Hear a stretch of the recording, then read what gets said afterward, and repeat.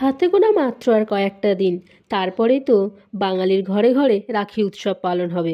শ্রাবণ মাসের পূর্ণিমা তিথিতে উদযাপিত হয় এই পবিত্র উৎসব, যাকে আমরা চিনি রাখি বন্ধন ও রাখি পূর্ণিমা নামে। এক সুতোর টানে গাঁথা ভালোবাসার এক পবিত্র দিন। এই পবিত্র দিনে দিদি বা বোনেরা তাদের ভাই বা দাদাদের হাতে রাখি বেঁধে দেয়।